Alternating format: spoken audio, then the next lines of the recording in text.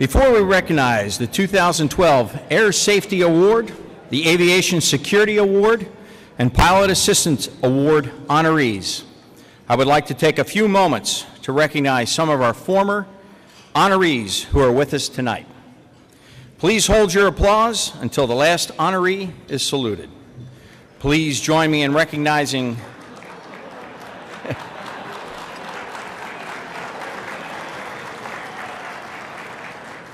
I was debating whether or not to put in here, please hold your applause, really. Anyway, please join me in recognizing several former Air Safety Award honorees. Would you please stand when I call your name? Captain William Melvin, honoree for 1977.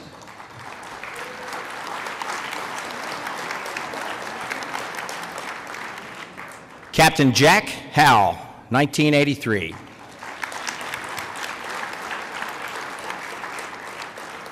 Captain Tom Creamer, 1994.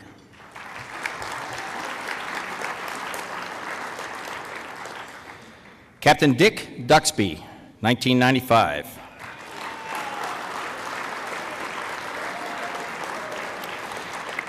Captain John Cox, 1997.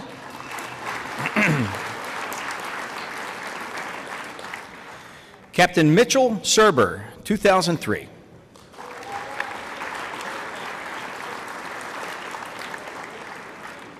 Captain Terry McVenis, 2007.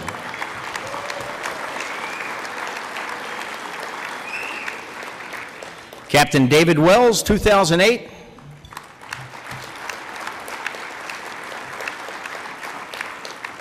And Captain Ray Jalinas, 2009.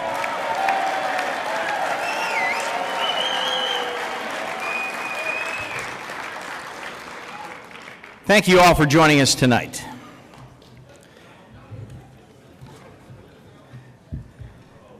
This is the 7th year that ALPA has presented its Aviation Security Award, and tonight we have with us Captain Everett Reese of ExpressJet, last year's Security Award honoree.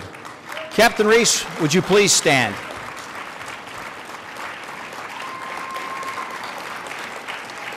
We are honored to have you here with us tonight.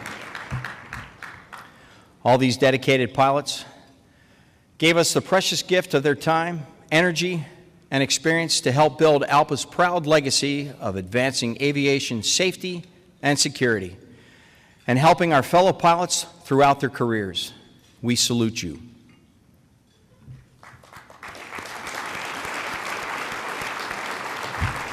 And now I am pleased to introduce ALPA's President, Captain Lee Moak.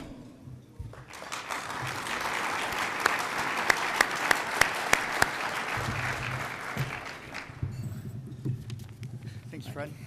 Where's Captain Bill DeGrow? Hey! I think we missed you. I never missed you. Thanks. Last year's award member.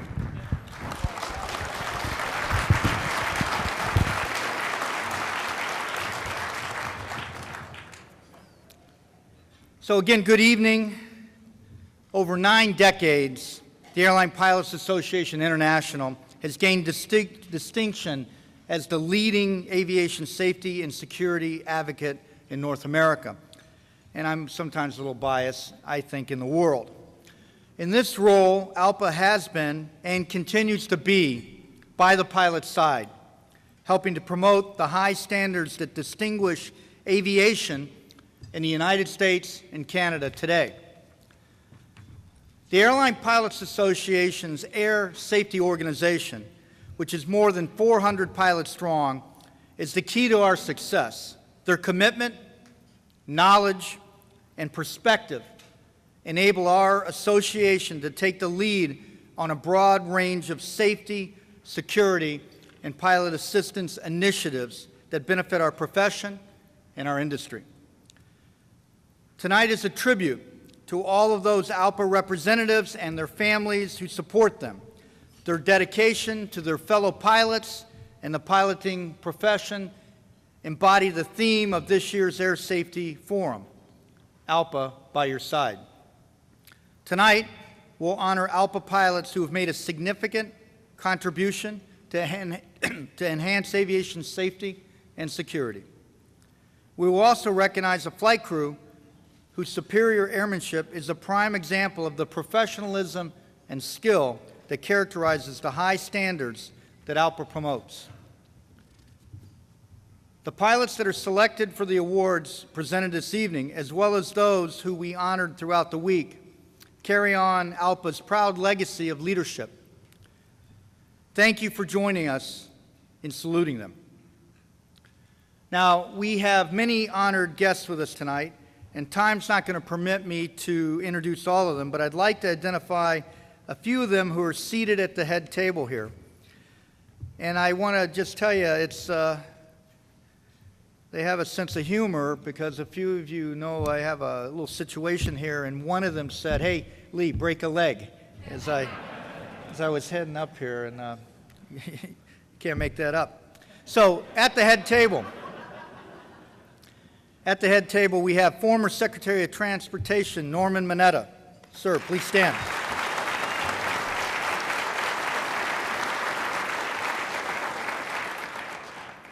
Transportation Appeal Tribunal of Canada Chair and Chief Executive Officer Richard Hall. Sir.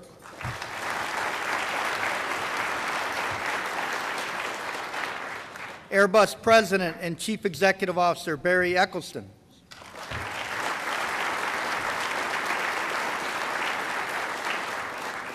And Boeing's Director of System Safety and Regulatory Affairs, Captain Terry McVinnis. Terry.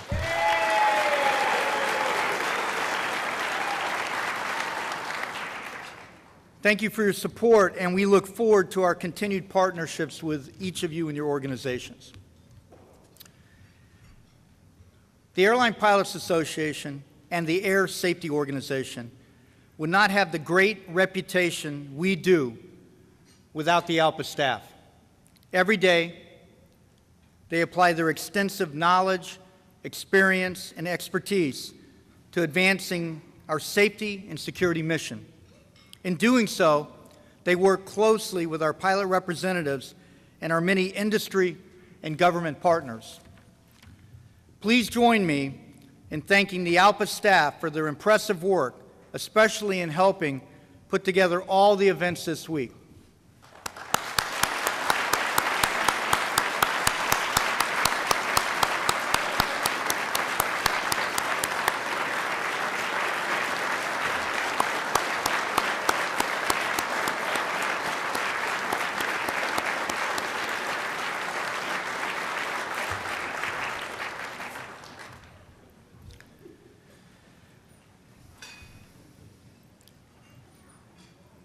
I'd also like to recognize all the spouses and significant others and other family members whose support enables an ALPA pilot volunteer to continue their important work on our behalf.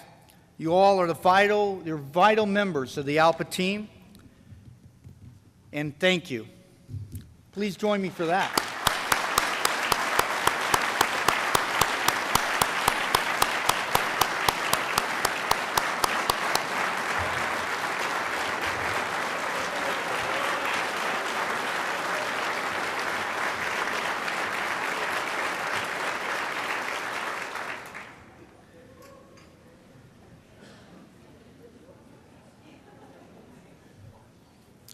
And finally, let us pay tribute to those who have paved the way for our progress. Please join me in a moment of silence for all the pioneering pilots and all our fellow ALPA members who have flown west.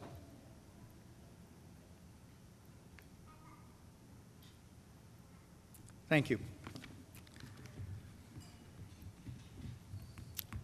Now, would ExpressJet MEC Chairman Captain Chris Grable please join me on the stage to assist in tonight's Superior Airmanship Award presentation.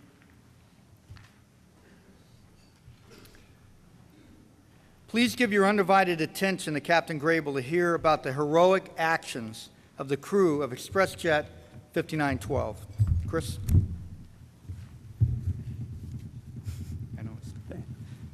Thank you, Lee. Captain Micah, Peery, and First Officer Andrew Kinnear were the pilots of ExpressJet Flight 5912 from Peoria, Illinois to Denver, Colorado, on the evening of April 3rd, 2012. 19 passengers and 1 flight attendant were in the cabin of the Embraer 145. At approximately 6 p.m., the airplane was on an ILS, or Instrument Landing System approach, to Denver International's runway 34 right, established on a localizer and glide slope at about 1,800 feet above the runway. The airplane was in the clouds at the time, and the pilots were flying on instruments.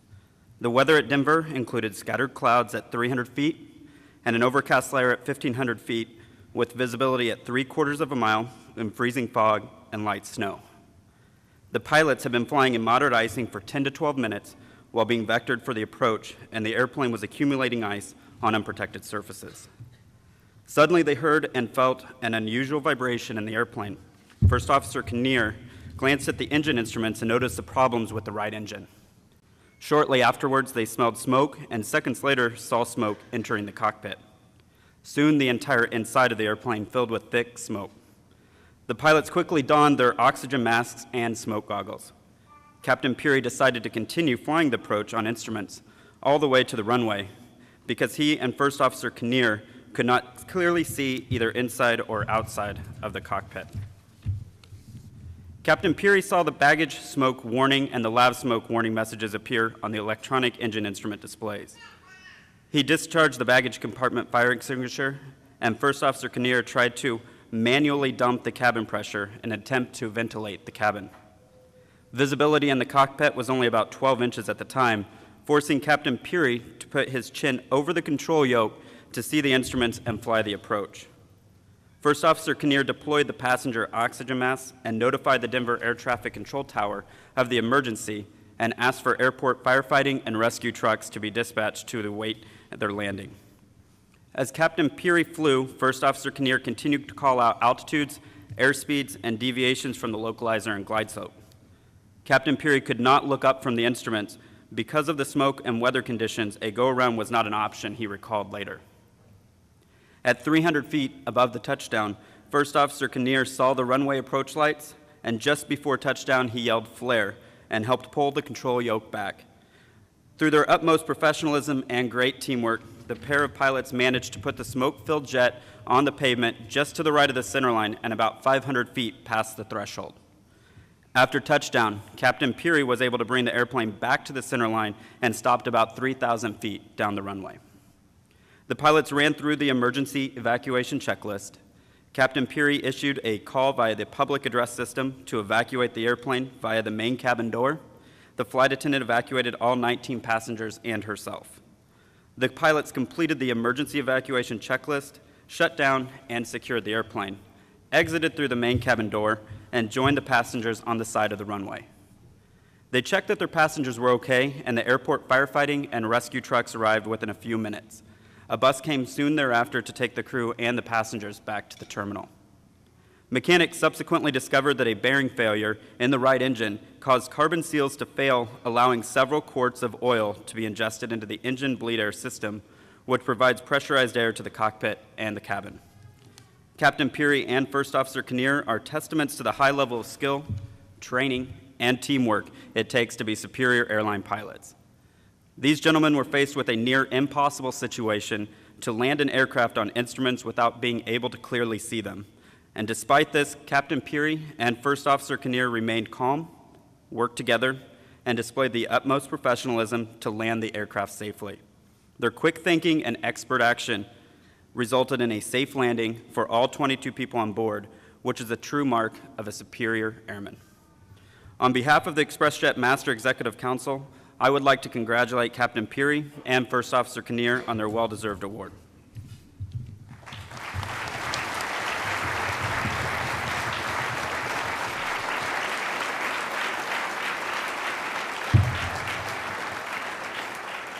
Captain Peery and First Officer Kinnear, would you please join us on the stage?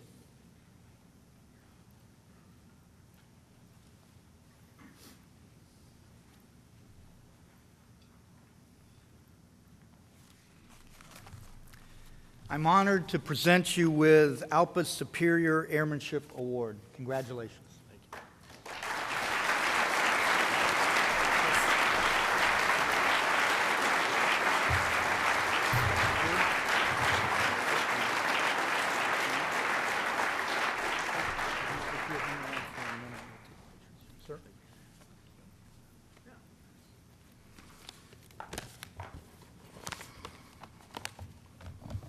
Thank you, Captain Moak and Captain Grable.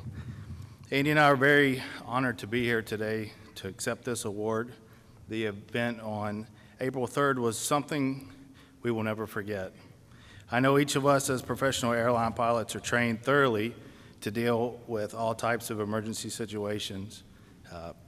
This intense training is necessary to not only prepare us to operate our aircraft safely and completely, but also to give us confidence in our procedures and our abilities to complete each flight safely. Although our training is rigorous, not every situation we will encounter can be covered. This event was one of those situations. That being said, I am grateful for the excellent training I have received during my career at ExpressJet. It was this training that gave me and my crew the confidence and the knowledge we needed to land the aircraft in Denver safely and without further damage to the aircraft crew and passengers. I'd like to take this time to thank a few people. First, I'd like to thank God for watching over our flight and crew that day. And thank you to my wife, who has been by my side, supporting me throughout my aviation career. I know every time I leave on a trip that she's earnestly praying for the safety of me and my fellow crew members. I love you so much. I would also like to personally thank you, Andy, for handling this emergency with the utmost professionalism and skill. Although communication was limited directly between us, you were able to help me land the aircraft safely. I am thankful that we were paired together as a crew on that day. And also for Stephanie Kramer, our flight attendant. She performed her job wonderfully. She expertly and efficiently evacuated the passengers from the aircraft and moved them to a safe location. I remember hearing that the passengers that were towards the aft of the aircraft, they couldn't see because of the amount of smoke to get off the aircraft, and they ran towards her voice, which she did an outstanding job. Thank you to the ExpressJet ALPA Critical Incident Response Volunteers and ExpressJet Airline Safety Department, who made sure Andy and I were mentally recovered from this event and fit to return to our duties on the line. And also to the Chicago Chief Pilot's Office for their support after this event. Thank you to the entire ExpressJet Training Department for their outstanding commitment to safety and training of the flight crews at ExpressJet Airlines. I am sincerely thankful for the professional training I've received during my career at ExpressJet. And finally, thank you to the ExpressJet MAC for nominating Andy and I for this award. And thank you, ALPA, for your tireless commitment to aviation safety, security, and pilot assistance. I am truly humbled and honored to receive this award.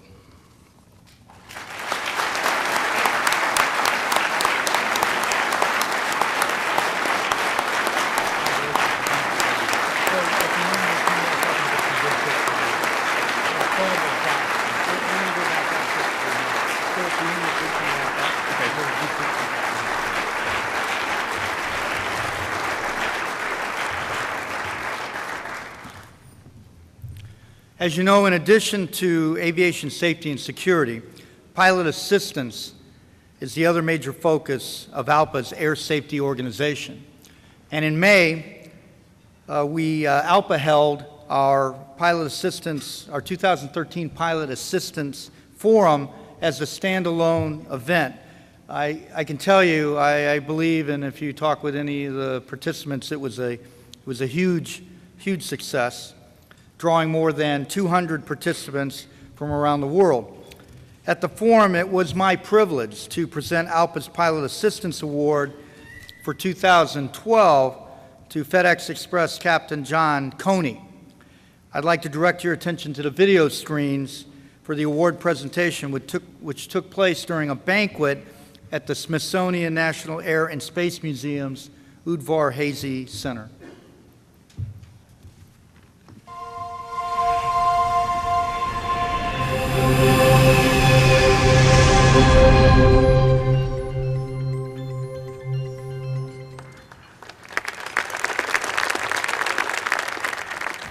It's a privilege and an honor to welcome you here to the Smithsonian's Air and Space Museum's Udvar Hazy Center. This facility is home to some of the world's best-known aircraft and aircraft types, including the Discovery Orbiter, which joined the collection just last year. I'm quite confident that you enjoyed your time tonight, and we appreciate the Smithsonian giving us the opportunity to meet here. ALPA's highest honor for any of our PA representatives is our annual Pilot Assistance Award. I'd like Captain John Conies to join me on stage.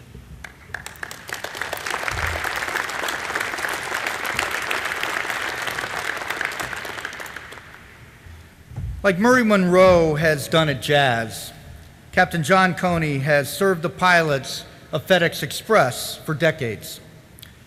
He's been involved in pilot assistance activities in various capacities for 17 years, where he's known for his leadership, dedication, and unmatched empathy, calm demeanor, and personal integrity. Even during contentious times such as contract negotiations and related job actions, his personal integrity allowed straightforward and open lines of communication between FedEx Express management, which has resulted in an ever-improving working environment and a constant focus on safe flying for his fellow crew members. Here are just some examples of Captain Conies' accomplishments. He assisted in better integrating CERP volunteers with FedEx Flight Operations Department and helped provide for CERP notification if any crew member is believed in peril. He helped establish an ALPA pilot assistance briefing for all FedEx new hires during basic indoctrination, including pilot assistance activities and availability, as well as information on critical incident support. Each month, he personally briefs all left seat upgrade pilots at on ALPA's committee structure, with specific emphasis on pilot assistance support during their two-day captain's course. He also presents a similar briefing for first officers in initial upgrade training. Currently, he's developing a FedEx Pilot Assistance Network, or PAN, to assist FedEx pilots who feel they may be in need of physiological, psychological, or medical assistance. Captain Conies is constantly improving his skills and sharing them with others by his extensive travels on behalf of pilot assistance, building relationships throughout the United States and abroad that further these efforts and activities.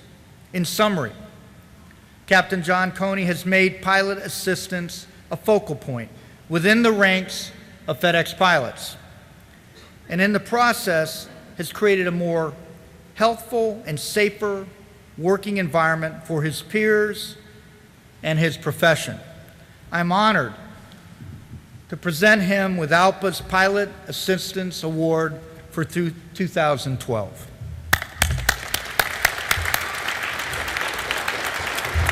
Thank you, sir. You're Greatly welcome. appreciate it. Thank you. Yeah, thank you. Thank you for your service.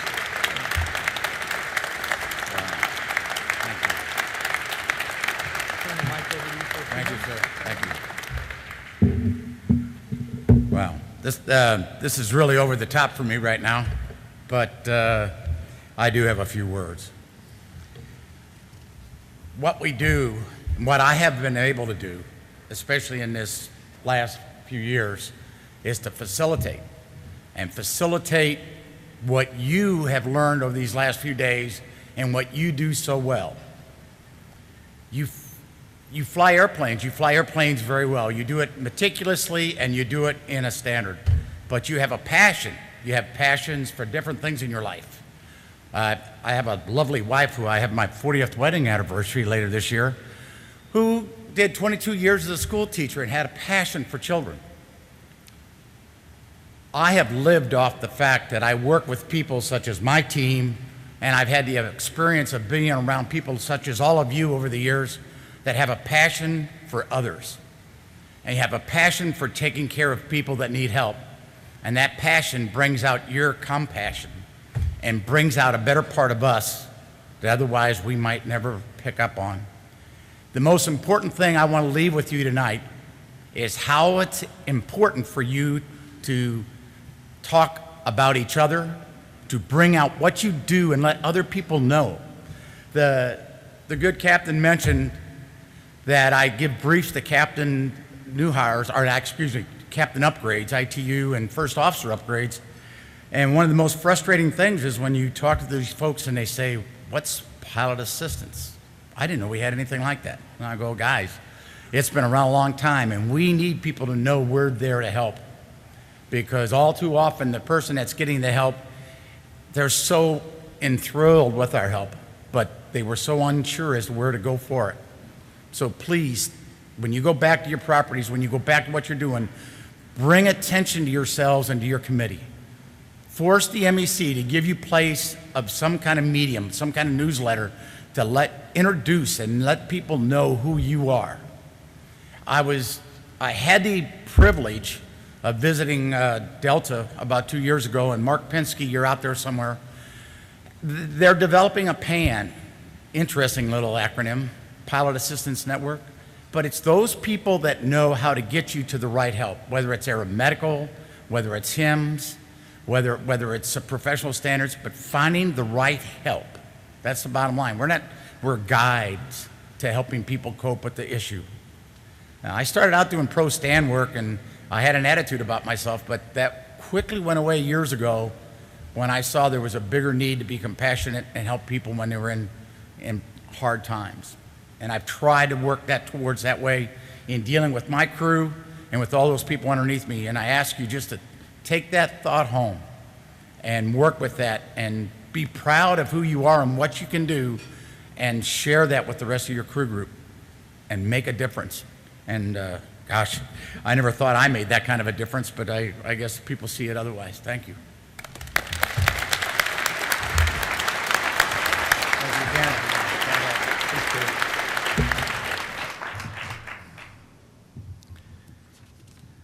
Now it's my privilege to present the ALPA Aviation Security Award for 2012. Tonight I'm honored to present this prestigious award to Delta First Officer Wolfgang Koch. As a leader in aviation security, ALPA has promoted the successful Federal Flight Deck Officer Program for over the 10 years since the program was launched, and during this period, millions of commercial airline flights have been protected by FFDOs at very little cost to the U.S. government and the American taxpayer. In fact, much of the program's cost, as many of you know, and the people in this room can attest to, is covered by the thousands of volunteer pilots who serve as FFDOs. And yet, despite this and its proven effectiveness in deterring potential hijackers, this critical program was on the brink of extinction. ALPA mobilized its resources and our pilots answered a call. As a result, the U.S. House of Representatives passed an amendment to the Homeland Security Appropriations Bill in June in order to continue funding for the FFDO program. Our focus is now on the Senate to ensure that it matches the FFDO funding approved in the House. The successes we've had on Capitol Hill and around the industry in protecting and promoting this valuable security program have, in large part, been due to the tireless efforts of First Officer Koch. He's led ALPA's efforts as our FFDO subject matter expert on the ALPA Aviation Security Group. He's also our ALPA representative on the Transportation Security Administration's FFDO Stakeholder Working Group. His expertise, however, goes beyond cockpit security. He was involved in the development of Crew Pass, which was the precursor to the Known Crew Member program. He's involved with secondary barriers and numerous other security advancement projects. Now, I started volunteering for the Airline Pilots Association in 2002 as a member of the Northwest MEC Security Committee, becoming vice chairman just 2 years later.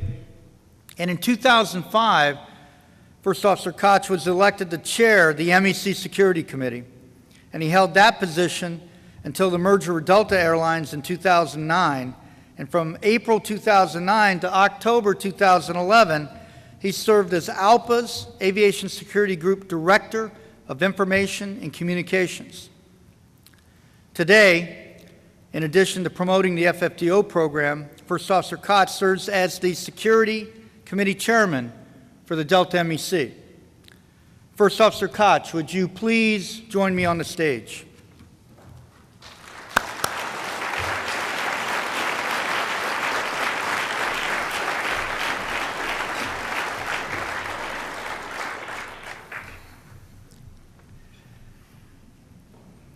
Yeah, the font is smaller on the award than I think. Too many letters. Too many letters. It gives me great pleasure to present you with ALPA's Aviation Security Award. Thank you. You're welcome.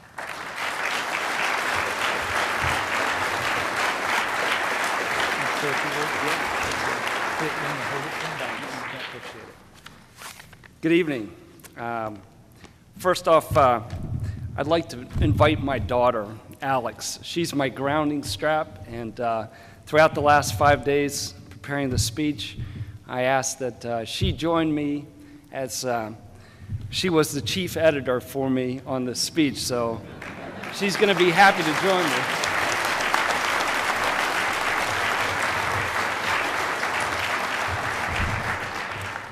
And I promise to keep this within 5 minutes here, and I look upon everyone here as being really good friends, and this will help me get through the speech here. So ironically, committee work for me started outside the Beltway at Bowie Senior High School in Maryland with the Political Affairs Club in 1979. This was my introduction to committee work. I further continued committee services and involved myself with the Civil Air Patrol as a young cadet, manning the storeroom as an apprentice clerk, thereafter advancing to mission pilot status for Bay Patrol duty. After graduating the University of Maryland and achieving my necessary pilot certificates and ratings, I began my first professional career flying local news reporters for WTOP, covering traffic around the nation's capital. My first airline career began in Farmington, New Mexico, working for Mesa Airlines. Soon thereafter, I landed my present-day career with Northwest Airlines, now Delta. In my early days of flying for Northwest Airlines, security concerns had not affected the daily lives of pilots like they do now, since the events of 9/11. After the tragic events of that day, it was clear that our careers, as we knew them, were going to face many new challenges going forward. Left with many unanswered questions, security concerns, I attended an ALPA-sponsored IASA meeting, International Aviation Security Academy in Orlando, Florida, for more answers. It was there that I was introduced to the then players of Steve Luckey and Eric Mosley, the present-day Northwest Airlines Security Committee Chairman. Fast forward 10 years, I now find myself as a tenured volunteer participant with the Air Safety Organization as the subject matter expert for the FFDOs and present-day Security Committee Chairman for Delta pilots. Throughout the years, there have been too many positions to mention, but I believe Lee mentioned most, related to the commitment to our pilots along the lines of a security advocate. Indeed, there have been many stepping stones getting to this level. Most importantly, the ability to work together with a diverse group from the government agencies to the various corporate partners and the many talented leaders from our organization. Some of my highlights from this time included participation with the Federal Air Marshals in training scenarios and teaching them the ins and outs of our environment on board the aircraft from the cabin to the cockpit. Also to mention the fun stuff that included learning the effects of explosive devices and shooting thousands and thousands of ammunition rounds. through various weapons, I should say. I must also mention the honor of having nominated ALPA's first Security Award recipient, Ron Silberman, back in 2007 for his accomplishments in procuring a secondary barrier for Northwest Airlines all-cargo 747s.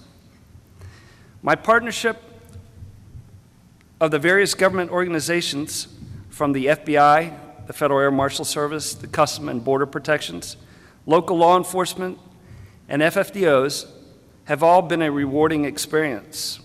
I would be remiss not to mention the incredible people I've worked with throughout this experience. From everyone at the ALPA National Staff, thank you. You are a great bunch of people. To the individual pilot volunteers that have made this all worth my while. Volunteers are the lifeblood of this organization, and I am honored to serve with and for them in the various roles that I've played in the past 10 years. This award is an honor, but is also a tribute to all those that I've worked with. Thank you. Not done yet. Are we there yet? No. Okay. So from the current air safety organization to past constituents, National Security Coordinator Sean Cassidy.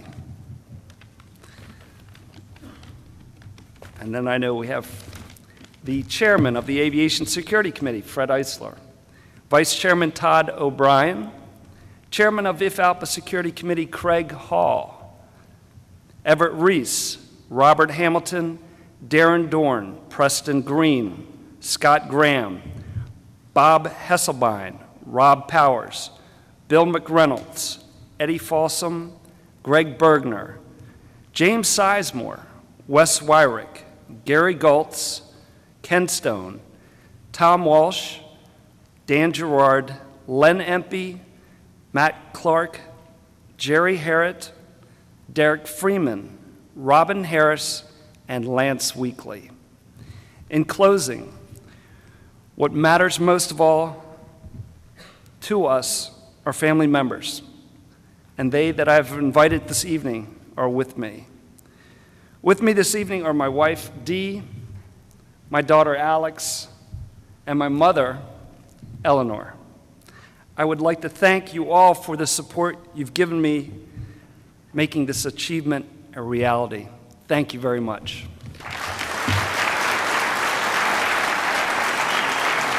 Congratulations again. So at the end, if you could come up, we'll get a couple of good pictures. Yeah. We'll have you go before we go out.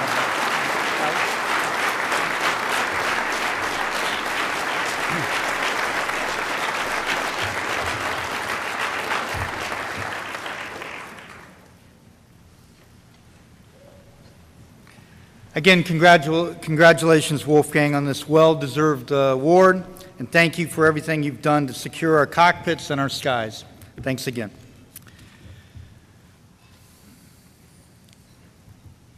Now I'm honored to present the ALPA Air Safety Award for 2012.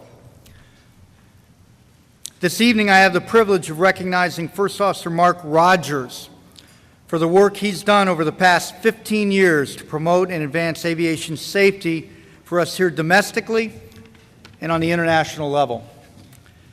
His ALPA safety career began in 1998 when he joined the United MEC's Central Air Safety Committee, immediately upon completing his probationary period. For the next 2 years, he served as the safety chairman for Local Council 34 in San Francisco. In 2000, First Officer Rogers became the director of ALPA's Dangerous Goods Programs and also joined the International Federation of Airline Pilots Association's Dangerous Goods Committee. In 2006, he was elected to serve as the chairman of the ALPA Dangerous Goods Committee, a position he continues to hold. In this role, he serves as a voting member of the International Civil Aviation Organization's Dangerous Goods Panel. Through his aviation safety work, First Officer Rogers is recognized around the world as an expert in the safe transport of dangerous goods on passenger and cargo aircraft. He's led ALPA's efforts in this field for more than a decade. His work has included projects to improve the pilot notification process, training for crews responding to hazardous materials events, and the safe transport of lithium batteries, fuel cells, explosives, radioactive material, magnetized material, and other hazardous materials. First Officer Rogers has also testified about the hazards of lithium batteries in aviation to the United States Congress, National Transportation Safety Board, at the United Nations, and ICAO. He was instrumental in securing ICAO standards and recommendations regarding the large transport of lithium batteries by air. Among other requirements, shippers and operators must now be trained on the transportation of dangerous goods. Packages must have a dangerous goods acceptance check and be inspected, and the pilot in command must be notified of the shipment.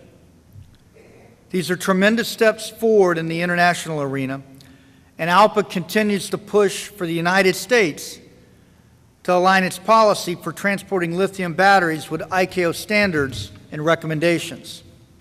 First Officer Rogers, would you please join me on the stage?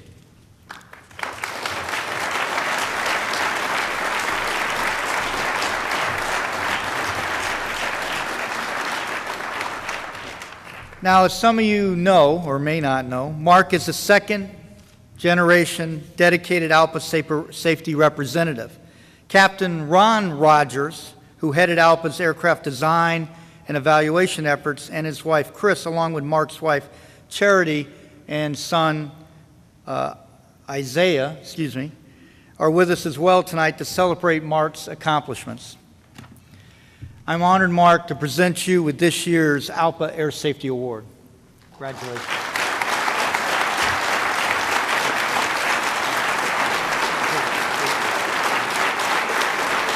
Thank you, Lee.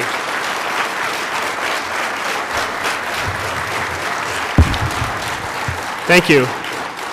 I would like to invite my wife, Charity, and Isaiah, and my parents, Ron and Chris, to join me here up on the stage. Now, normally I'll have a video of burning lithium batteries to keep your attention, but today I hope I can just hold it without the video. It is a very great honor for me to receive this distinguished award, and I'm truly humbled. As Lee mentioned, this is my 15th year, actually I think starting the 16th year of doing ALPA air safety work. And nobody starts out with a passion for dangerous goods when they're a child, I don't believe. When I was in college, I was fascinated by accident investigation. I'm not sure all of you know this, but I used to go to the documents library at the University of Illinois, and I read every single accident report they had for major airline transport accidents that I could find. When I got out of college, and after working for West Air United Express and started at United, when I finished my probationary year, I decided I wanted to do some ALPA work. And I didn't know quite what to do. I wanted to do accident investigation, but fortunately, we don't have a lot of accidents.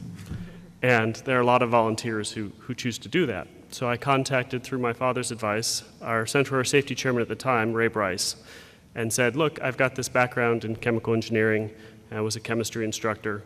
And he put me in touch with the person at United responsible for hazmat work. I told him my background and asked if he needed any help. And he said, okay, I quit. I didn't even meet him for 8 months, but then as Lee has documented, I slowly worked my way up through the structure, and here I am. I still remember the very first air safety forum I was at in 1998 when the award winner was John Koch. And being interested in accident investigation, I recognized him in the bar for his involvement in the U.S. Airways 427 investigation, and I introduced myself to him. I think I kind of scared him a little bit for this kid who knew who he was already while he's sitting there drinking beer. But the Air Safety Forum was always a tremendous motivating forum for me, and it always gave me each year the desire to continue working. I remember that same first Air Safety Forum. Later in the week, I sat outside and had a beer with Jim Hall, the chairman of the NTSB. And here I am, barely off probation, as a 25-year-old United 737 first officer, discussing the differences between Airbus and Boeing design philosophy with the chairman of the NTSB and sharing a beer. Talk about motivation. As I watched each year the award winners, they were all my heroes in air safety. There are almost too many to mention. Some of them are here, some of them are not. But I remember Ray Bryce early on in my career getting the award and saying that he was standing on the shoulder of giants. And that's how I felt. Those words have stayed with me through the years. People who were my inspiration, people like Mac Moore, Tom Phillips, Robert, don't call me Bob Sumwalt, Woody Lockhart, Lindsay Fenwick, Bob Perkins, Ray Jelinas, who came out of his vacation to be here today, and of course Terry McVenis, who I worked with for quite a number of years as he was the executive center or safety chairman here at ALPA, and he gave me a lot of wonderful guidance, and I'm proud to call him a friend. The work these people did made it possible for me to be here. Of course, I couldn't have done it alone. The staff here at ALPA is tremendous. Rick Kessel was the staff engineer at the time when I joined ALPA, and he's been my staff engineer for the last 15 years, always providing assistance every time I needed it. Keith Hagee, Chris Baum, Jerry Wright, Elizabeth Baker, Mike Givens, Jim Andersaks, these people could win the award probably every year up here. And I'm sad we don't give an award like this for the staff because they do truly amazing work. And of course, all of the support staff, the people who make this happen, including the communications department, Linda Shotwell, Doug Bai, who I've worked with for the media interviews, and then Petra and Tina and everyone who makes these things run so smoothly. And current leadership, Captain Lee Moak, Sean Cassidy, Chuck Hogeman, Jeff Perrin, all of the people who have been so supportive of me over the years. And too many to mention, but also at ALPA. I'd also like to thank Jay Hepner, Bob Sisk, Rory Kay, and everyone at the United MEC for the support over the years. But of course, there are two people I have to thank most of all. First off is my father. He's my mentor, the reason why I'm here. He taught me to fly at age 15, and as Lee mentioned, he's still a United pilot, a 777 Capt in Chicago. I think I may be the only Air Safety Award winner with an active pilot as a father. He was an ALPA volunteer when I was a kid. That was what I was used to. He was the chairman of the new Aircraft Evaluation and Certification Committee, and he's the reason I could talk to Jim Hall about aircraft design outside on that first forum. We've gotten to fly together. He did my A320 OE, and we flew a 777 sim together on my PC, and I hope you don't mind if I say my V1 cuts were a little better. And here, Captain, let me put this in the box for you. Hey, I'm getting old. But he is my mentor, my teacher, and my best friend, and I'm very proud of him. And I'd like to offer him my heartfelt thanks. Of course, the second person I'd like to thank is my wife, Charity. If my father is the reason I could be here, she's the reason that I could stay and have been working for the last 15 years. She's always supportive, always encouraging me without fail, and she's traveled the world at my side. She's even gotten into Facebook arguments with her quote-unquote friends about the risk of shipping lithium batteries by air after, after posting a news story in which I had been quoted, and I'm proud to say she won the argument. I've trained her well. If many of our spouses act at a varsity level in supporting us, over the last 6 months, she's truly been at the Olympic level of being a supportive wife. I've been commuting from San Francisco to New York since March. She's been working 2 jobs, raising our 9-year-old son, Isaiah, and still supporting me. I'm happy to say that starting next August, August 15th, I'll be going to school on the 747. I'll be back based in San Francisco.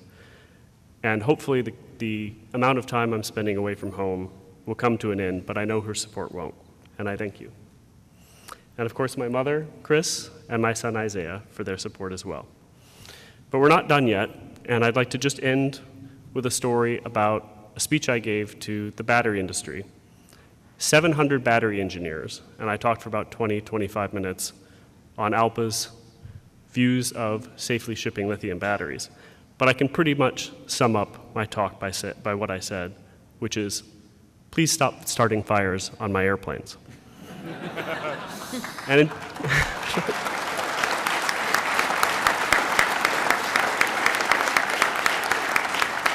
so until we get to that point, I still have work to do, and I thank you all for your support. Thank you.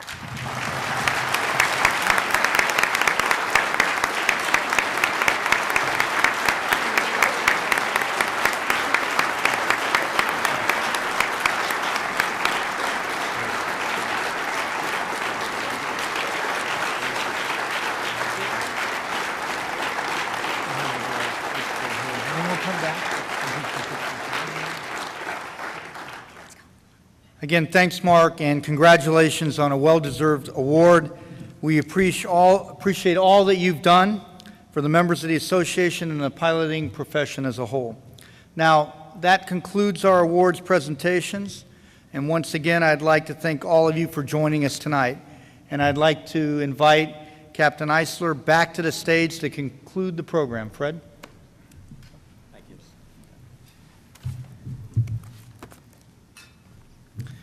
Thank you, Lee. Well, I'd be remiss not to seize an opportunity to amend a slight error and an oversight, so I'd indulge your help to ask two folks to please stand. Former awardees, one for the Safety Award, Captain Bill DeGrow, would you please stand? And also 2008 Security Award, Captain Craig Hall. And please do not hold your applause.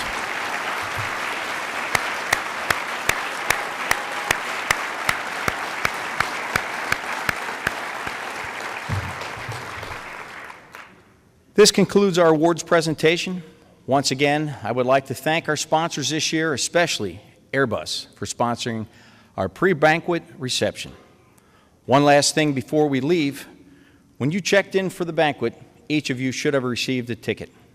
We're now going to draw a number and raffle off this beautiful Airbus model to one lucky winner. So while you all dig out those tickets and look for the winner, I'd like to welcome Captain Craig Hoskins from Airbus to come up and perform that lucky drawing. Good luck. Thanks.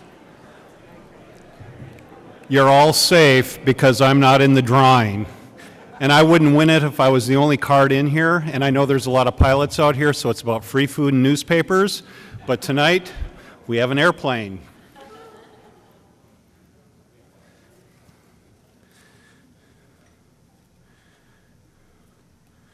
And the winner is number 647718.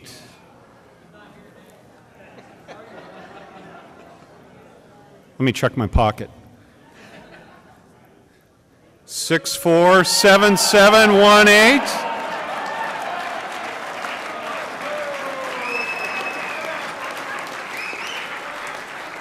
We may have a winner.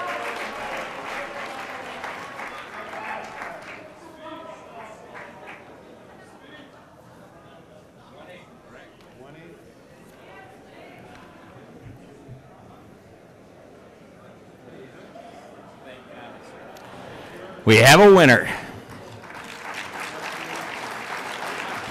Craig, thank you very much. You're very welcome. You're very welcome. Great.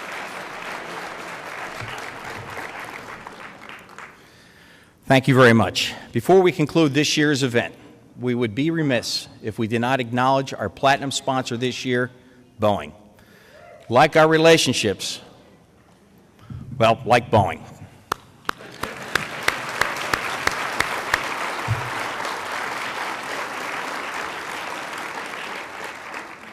Like our relationship with Airbus, ALPA and Boeing have a strong standing bond in the area of safety and security related to airline operations, and we appreciate the friendship.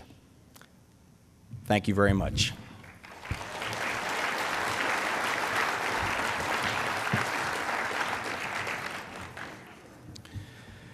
That concludes our program for tonight. If we received an award this evening, please come to the front for photographs with your families, Captain Moak, and your MEC chairman. The rest of you are invited to enjoy a post-banquet reception in the International Foyer. Thank you all, and have a great night.